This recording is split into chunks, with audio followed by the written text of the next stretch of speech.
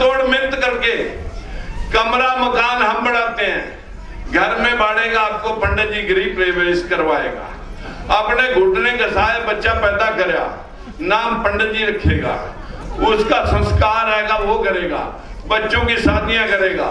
Dead body भी तब उठेगी जब चरणों में पैसे और अनाज चढ़ जाएगा। नहीं उसके बाद श्राद्ध, अगले साल हर साल श्राद्ध निकलवाएगा। श्राद्ध में काले कुत्ते कौए तुम्हारे बाप और मां बनाएगा और उन कौए कुत्ता नु तुम्हारे के पास से तुम्हारे बाप और मां बनाएगा क्या पुजवाएगा। इस देश में घी को जलवाएगा, दूध को पत्थरों पे छिड़वाएगा, अरे गौ का मूत्र बोतलों में भर के बुलवाएगा। ये व्यवस्था इस देश के गरीबी का मूल कारण है। इस अंधविश्वास की वजह से हमारा समाज, साथियों, जो पुष्यमित्र शुंग ने शास्त्र लिखवाए वही हमारी मानसिक गुलामी का मेन कारण है।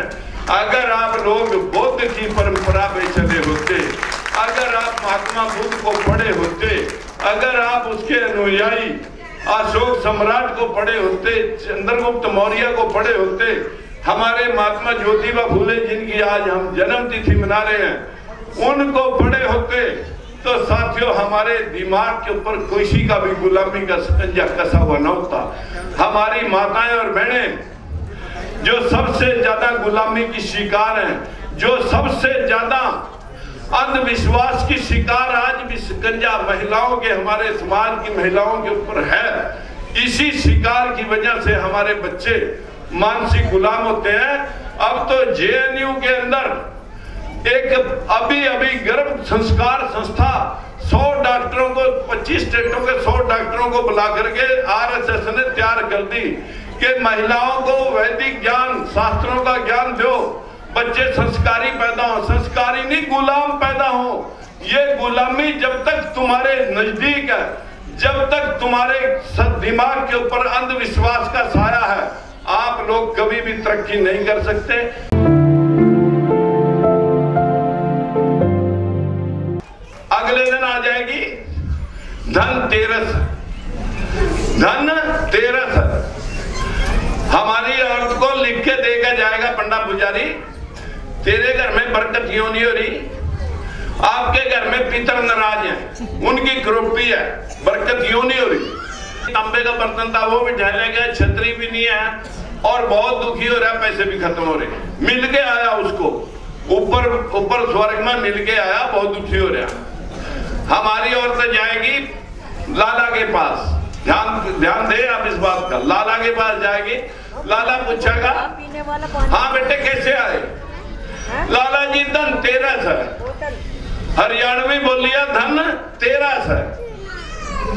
लाला कह रहा लाला कह रहा लाला ये धन मेरा है तो लाला बोल क्या चाहिए। तो तिल गोटी टोपी छोटी पोटी बापू की पूजा होनी है, खाने का सामान दे दे, बचे कुछ पैसे और पटाखे दे दे। पैसे लाला ने रख लिए, सामान दे दिया, पंडा पुजारी खाने में खाना जिम गया, सामान की गठड़ी बांध के ले गया और दिवाली में पटाखे ले आए थे वो बच्चा ने बजाकर फूस कर दिए और दिवाली का दुआड़ा निकल लिया।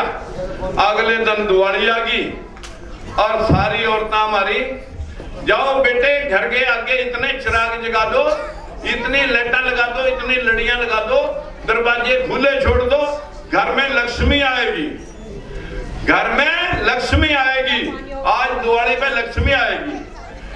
और तुमने लड़ियां जगा रखी घर के ऊपर इतनी, और लक्ष्मी की सवारी है उल्लू, और उल्लू ने सारे ने चांदने में दिखता कुछ नहीं, और सारे घर में लक्ष्मी किसी भी कीमत पर लेगा वो घुस घर में घुस नहीं सकता। अगले दिन आ जाएगा, अगले दिन आ जाएगा, क्या आएगा, अगले दिन आएगा विश्वकर्मा डे। सबके औजार फैक्ट्रियां तक थाली लगवा देते हैं, पैसे देगा फिर पंडित जी से खलवाएंगे। और चौथे दिन आ जाएगा गोवर्धन, गोवर्धन थारा है, असली धन हमारा है। यो हमारे इन बैकवर्ड ने पढ़ा रखा सिस्टम है, सिस्टम बनाया था लोगों ने, वहां जाएगा कि लाला दुकान पर कमाएगा, जो पूजा पाठ का सामान पंडित जी लिखवाए गए वो सामान लाला की दुकान से आएगा, वो पूजा पाठ से कमाएगा, ठाकुर साहब राज्य में कमाएंगे, ये मोलड़ सारे सेवा करेंगे।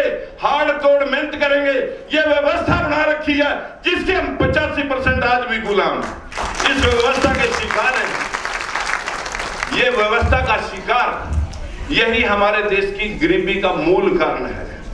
मैं आप सब भाइयों और बहनों से विनती करना चाहता हूं, अगर आपने गौतम बुद्ध को पढ़ लिया, महात्मा ज्योतिबा फूले के गुलामगिरी किसान का कोड़ा पढ़ लिया, तो फिर आपको कोई भरमा नहीं सकेगा। जिंदगी में कभी मंदिर नहीं गया, एक बार गया था, कार्यकर्ताओं ने ज्यादा दबाव दे दिया कि यहाँ चलो, गाड़ी के दोनों टायरों में कील लगने से पंचर हो गए। मैंने कहा वो इलेक्शन हार गए।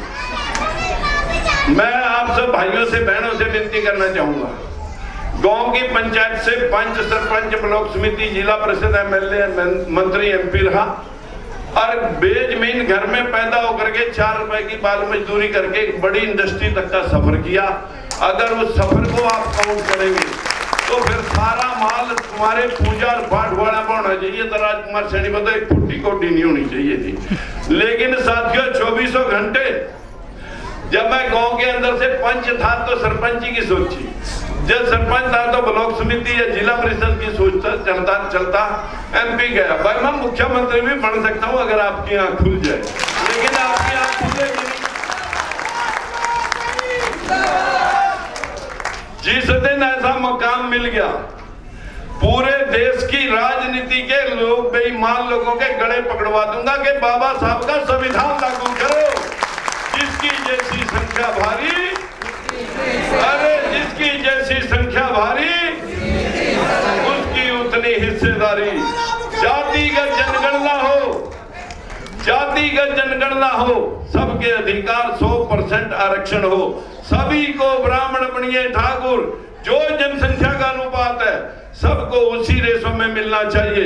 लेकिन आज देश के 25 हाई कोर्टों में एक भी बैकवर्ड का जज नहीं, सुप्रीम कोर्ट में कोई जज नहीं, 40 यूनिवर्सिटियों में कोई प्रोफेसर वाइस चांसलर नहीं, कच्चे प्रोफेसर है सिर्फ 10%। देश में बाहर कोई राजदूत गया नहीं। हमारे देश के अंदर लगभग 800 एमपी बनते हैं, जिनके एमपी बनने चाहिए थे 52% बैकवर्ड के 400, उनके बने 100, और वो 100 भी उन पार्टियों के नेताओं के गुलाम हैं जो उनसे टिकट लेके फरियादी बन करके आप लोगों की वोट लेके उन्हीं को शक्ति देते हैं, फिर उनसे भीख मांगते हैं आपके लिए। भीख मिला नहीं करती, भीख में तो भीख ही मिलेगी, अधिकार नहीं मिलेंगे। मेरी आपसे भाइयों और बहनों से विनती है, अधिकारों के लिए लड़ना पड़ेगा।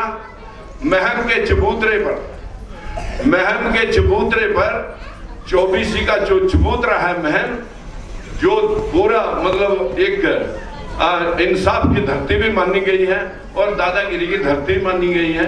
लेकिन मित्रों, हमारा परसों को 11 अप्रैल को महात्मा ज्योतिबा फूले की जयंती के ऊपर भव्य स्वागत करने के लिए हम आपको निमंत्रण देने के लिए आए।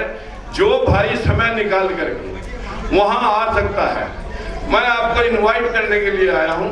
आपसे प्रार्थना करता हूं कि आप सब वहां आएंगे। ये किताब जो मैंने दी आपको, ये फुर्सत के क्षणों में बैठ के पढ़ लेना। ये किताब एक मैं आपको दे रहा हूं, ये फुर्सत के क्षणों में पढ़ लेना बैठ के। मैं दावे से कह सकता हूं दिमाग के सारे जाले उतर जाएंगे।